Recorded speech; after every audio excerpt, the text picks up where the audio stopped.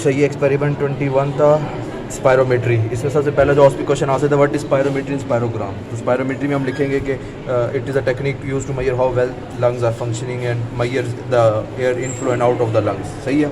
और ये हो गया स्पायरोमेट्री। अब आते स्पायरोग्राम। स्पायरोग्राम की डेफिनेशन कहाँ लिखी है? स्पायरोग्राम की डेफिनेशन लिखी है, हाँ इधर होगी ना, मैंने एंड में लिखी हुई है। स्पायरोमेट्री का standard test for lung functioning. Spirogram है graphic record of respiratory movements traced on the revolving gun. सही है, सही है।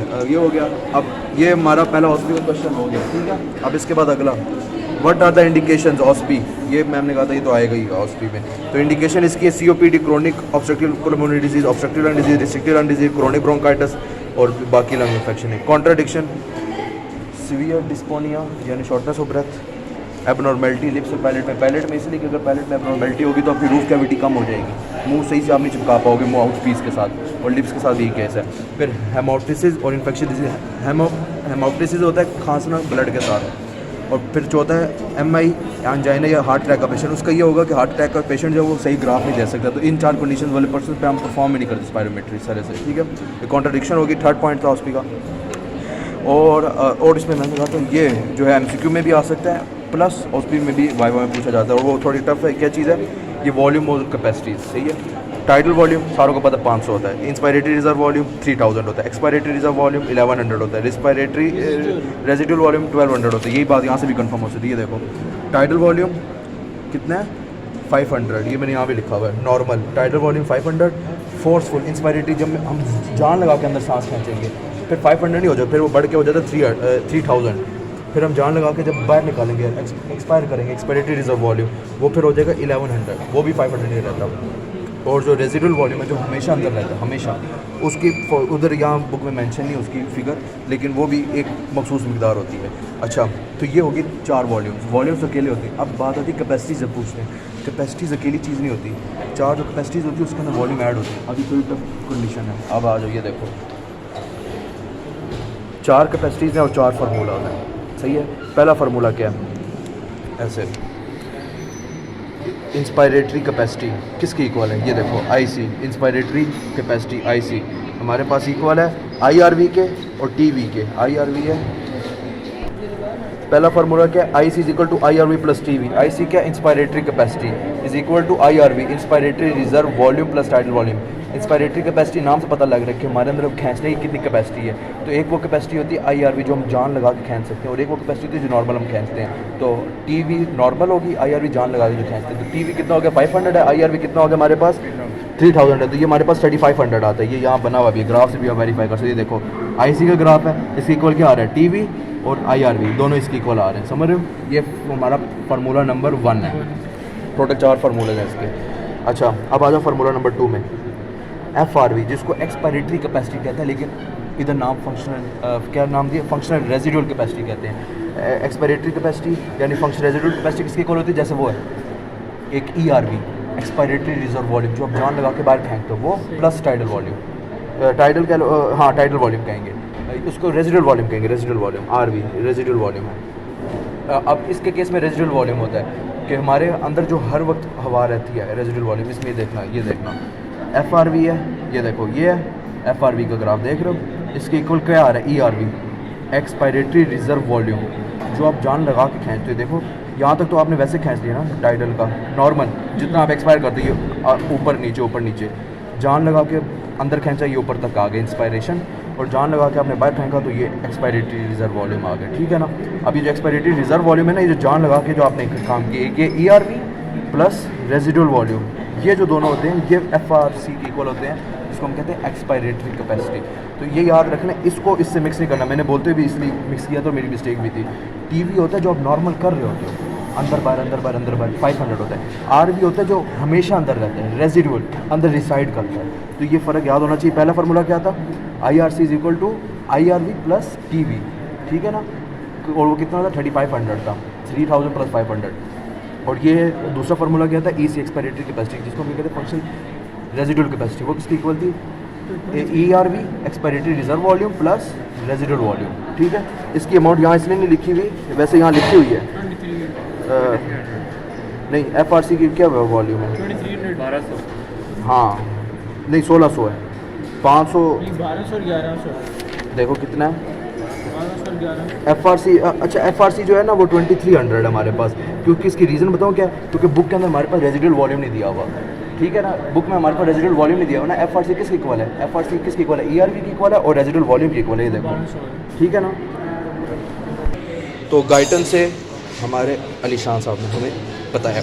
अच्छा तो रेजिडुअल वॉल्यूम जो है वो 1200 है, ये गाइटन ने मैंशनड है, और ERV जो है वो 1100 है, ठीक है ना। तो इससे फिर हमारे पास FRC कितना बन जाता है, एक्सपायरेटरी कैपेसिटी 2300। तो हमारा फार्मूला नंबर 2 क्या हुआ, FRC यानी expiratory capacity is equal to ERV that is 1100 plus RV residual volume that is 1200 which is equal to 2300। तो फार्मूला 1 हमारे पास आता है, फार्मूला 1 हमारे पास आया कितना 3500 आया था, और ये 2300, दो फार्मूला दो रह गए बस। अब दूसरा फार्मूला है वाइटल कैपेसिटी। वाइटल कैपेसिटी होती है कि आपके थॉरेक्स के अंदर लंग रह के कितना एक्सपैंड कर सकते हैं एयर को, ठीक है ना। अगर उसको थॉरेक्स से बाहर निकाल दोगे तो वो वाइटल कैपेसिटी नहीं कहते, उसको शायद लंग कैपेसिटी कहते हैं, टोटल लंग कैपेसिटी सर्विस कहते हैं। हाँ वो टोटल लंग कैपेसिटी होती है, क्योंकि ना अगर ये हड्डियाँ आगे से हटा दो ना और लंग्स को टेबल पर रखो, उनको जब आप फेंको बहुत ज़्यादा फूल जाते हैं, तो वो टोटल लंग कैपेसिटी होती है कि थॉरेक्स और इन हड्डियों के बगैर कितना फूल है, लेकिन हड्डियों के अंदर रह के आगे हड्डियों पीछे वर्टिब्रा के अंदर रह के कितना फैल सकते हैं, उसको हम कहते हैं वाइटल कैपेसिटी। आपको सोचो वाइटल कैपेसिटी है किसकी इक्वल होगी, तीन चीज़ों की इक्वल होगी। IRV अंदर कितना खींचा, inspiratory reserve volume plus by forceful कितना निकाला, एक्सपायरेटरी रिजर्व वॉल्यूम प्लस इधर क्या लिखा है plus TV title volume normal कितना है। तो इन तीन वॉल्यूम्स को आप मिलाओगे तो हमारे पास आ जाएगा, क्या आ जाएगा हमारे पास आ जाएगा वाइटल कैपेसिटी, और वो 4600 है। क्यों 4600 क्यों है, 500 टाइटल वॉल्यूम है, ठीक है। ERV हमारे पास कितना एक्सपायरेटरी रिजर्व वॉल्यूम 1100 है, और 3000 है हमारे पास IRV। 3000 प्लस 1100 कितना 4100 प्लस 500 कितना 4600। तो फार्मूला नंबर 3 हमारा हो गया है vital capacity which is equal to 4600। और ये जो फार्मूले हैं, ये जो कैपेसिटीज़ हैं, ये MCQ में आती है, वाइवा में आती है, कहीं ना कहीं से तो ये आना ही आना है, ठीक है ना। अब आगे तीसरा, अब आते हैं total lung capacity, fourth.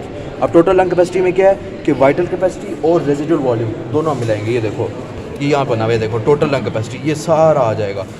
Vital capacity, ये तो वाइटल कैपेसिटी थी ना, और रेजिडुअल वॉल्यूम भी आएगा, समझ रहे हो। इसमें ये कर सकते हैं ना कि जितना भी कैपेसिटी दी हुई है उसको, हाँ वो भी बहुत सारे बच्चे ये कह रहे थे कि लेकिन आप देखो इस ग्राफ से भी तो फार्मूला बन रहा है। देखो ये पूरी लाइन क्या है, टोटल लंग कैपेसिटी, इसमें एक लाइन क्या है ये वाइटल कैपेसिटी यहाँ तक, और यहाँ से आगे नीचे क्या है रेजिडुअल वॉल्यूम। तो हम कह सकते हैं residual volume plus VC vital capacity is equal to total lung capacity.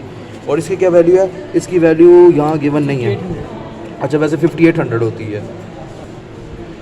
अच्छा तो अगेन अली साहब फ्रॉम गाइटन सी है, तो इसमें टोटल लंग कैपेसिटी हमने कर ली है। Total lung capacity is equal to vital capacity which is equal to 4600 plus residual volume which is equal to 1200, और इससे फिर हमारे पास टोटल लंग कैपेसिटी आ गई 5800। तो टोटल 4 फार्मूला जो है एक दफ़ा रिवाइज हो जाते हैं। पहला है IRV इंस्पायरेटरी कैपेसिटी, IRV नहीं इंस्पायरेटरी कैपेसिटी, जो IRV प्लस TV की इक्वल है, वो हमारे पास आया कितना है हमारे पास 3500 आया, फर्स्ट फार्मूला। दूसरा फार्मूला था एक्सपायरेटरी कैपेसिटी जिसको FRV भी कहते हैं, वो हमारे पास कितना है, वो हमारे पास आया है 1600 नहीं 1600 FRC कितना आया था हमारे पास 23 हाँ 2300 आया, ये मैंने अभी आगे लिखा नहीं हुआ, 2300 आया यस, क्योंकि टाइटल वॉल्यूम 1200 आया है और ERV जो यहाँ बुक में मेंशन 1100 है, ठीक है।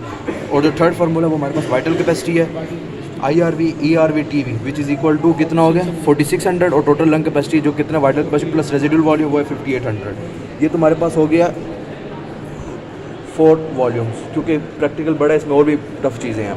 जैसे ये पूछा जाता है कि FEV और FVC रेशो क्या, और उसमें ये पूछा जाता है FEV FVC रेशो में से FEV क्या सिर्फ। तो FEV हम कहेंगे कि जो हम फोर्सफुल एक्सपायरेशन 1 सेकंड में करते हैं उसको हम FEV कहते हैं, सिर्फ FVC इसको नहीं कहते, ठीक है ना। तो FEV FVC के रेशो में से FEV is the forceful expiration in 1 second, और FVC जो है फोर्सफुल क्या होता है, FVC हमारे पास फोर्सफुल फंक्शनल वाइटल कैपेसिटी होती है, ठीक है। तो इसमें ये दो चीज़ जो मुश्किल चीज़ें थी ऑस्पिकली पूछी जाती थी, वो ये थी कि फैक्टर्स के जो वाइटल कैपेसिटी को अफेक्ट करते हैं। तो एक तो इसमें आ जाता है एज, सेक्स और हाइट, इन तीनों के अलावा भी कोई और है मैथ्स है। एथनिसिटी मैथ्स, कौन सा मैथ्स? एथनिसिटी और मैथ्स। एथनिसिटी और मैथ्स। एथनिसिटी इसलिए क्योंकि जो लोग पहाड़ियों पे रहते हैं उनका स्किन रेड होती है, उनका ऑक्सीजनेट ब्लड होता है, तो एक ये फैक्टर भी रोल प्ले करता है, तो एथनिसिटी और एरिया भी डिपेंड करता है। अच्छा, ये भी हो गया। अब दूसरा क्वेश्चन जो इसमें कॉन्ट्राडिक्शन वाला है वो ये है कि how can you differentiate between the obstructive and restrictive lung disease. ये थोड़ा वाइवा में इसके साथ पूछा जा सकता है क्योंकि वही दो चीज़ें हैं। ऑब्स्ट्रक्टिव में क्या होता है? ऑब्स्ट्रक्टिव लंग डिजीज़ में होता है, नाम से पता लग रहा है, ऑब्स्ट्रक्शन हुई है, लंग्स के पाथवे में कोई चीज़ फंस गई है। जब फंस गई है तो आप हवा अंदर से बाहर निकालते हुए आपको मसला आएगा, ठीक है ना। तो एक्सपायरेशन की डिफ़िकल्टीज में आती है। और रिस्ट्रिक्टिव में क्या होता है? रिस्ट्रिक्टिव में होता है कि आपके लंग में फाइब्रोसिस हो जाता है, आपके लंग स्टिफ हो जाते हैं, तो उनमें फाइब्रेशन आ जाती है। फाइब्रोसिस होता है कि जिधर भी फाइब्रोसिस का टिश्यू फैलता है ना, तो वो स्टिफ हो जाती है जगह, वो हिलते हुए मसला करती है, तो आपके लंग रिस्ट्रिक्ट हो जाते हैं, मतलब खुल नहीं पाते, तो इसलिए रिस्ट्रिक्शन में आता है। तो जिस तरह आपने क्वेश्चन रेज़ किया था कि अगर दौरान में ऑब्स्ट्रक्शन आ जाए तो उसमें तो इंस्पायरेशन में भी मसला आता है, तो इंस्पायरेशन में भी ऑब्स्ट्रक्टिव में मसला आता है, लेकिन एक्सपायरेशन में 2 टाइम ज़्यादा आता है, जिसकी वजह से हमारे पास रेशो चेंज होगा, अभी मैं बताता हूँ। अच्छा, इसमें एक्सपायरेशन में डिफिकल्टी है, इसमें फाइब्रोसिस हो जाती है, जिधर भी फाइब्रोसिस टिश्यू फैलता है तो वो जगह स्टिफ हो जाती है, रिस्ट्रिक्ट हो जाता है लंग अगर इस तरह ना वो खुल नहीं पाएगा, ठीक है ना। तो रिस्ट्रिक्टिव लंग डिजीज़ है, तो उसमें इंस्पायरेटरी का हमारा पास मसला आता है। अब आगे रेशो ही मैं बाद में बताऊंगा। अब देखो, मैंने जिस तरह बात की थी, क्या था? ERV क्या है? Expiratory reserve volume. आप जान लगा के जितनी हवा अपने अंदर खींचते हो, डैट इज एक्सपायरेशन, मतलब हवा बाहर निकालते हो, उसको एक्सपायरेटरी रिजर्व वॉल्यूम कहते हैं। तो वो कम हो जाएगा। क्यों कम हो जाएगा? वही ऑब्स्ट्रक्शन हो गई है, और इसमें हमारे पास लंग रिस्ट्रिक्ट हो गया है। तो हम देखो, हवा अंदर खींचोगे तो लंग खुलेगा ना, फाइब्रोसिस होगी, लंग खुल ही नहीं रहा। आपकी बात का आंसर इसमें भी आ रहा है, समझ रहे हो ना। फाइब्रोसिस हो गई है, एक्सपेंशन रुक गई है एक तरह से लंग की, तो हाँ रिस्ट्रिक्ट, क्योंकि फाइब्रोसिस हो गई, जहाँ भी फाइब्रोसिस का टिश्यू फैलता है वो स्ट्रक हो जाता है। हाइलिन इलास्टिक जो होते हैं ना, ये लैरिंक्स में होते हैं, तभी वो ओपन हिलता रहता है, खुलता रहता है, बंद होता रहता है। लेकिन जहाँ फाइब्रोसिस टिश्यू आ जाता है वहाँ मसला आ जाता है। अब इधर क्या हुआ? इधर IRV है, ये कम हो जाएगा, इंस्पायरेटरी रिजर्व वॉल्यूम, ठीक है ना, क्योंकि फाइब्रोसिस हो गई है। तो ये देखो, फाइब्रोसिस की वजह से ये कम हो गया। अब इधर ये है रेशो है, ये फार्मूला है FEV डिवाइडेड बाई FVC, ठीक है ना। FEV क्या हमारे पास? एक्सपायरेशन। FEV हमारे पास है एक्सपायरेशन।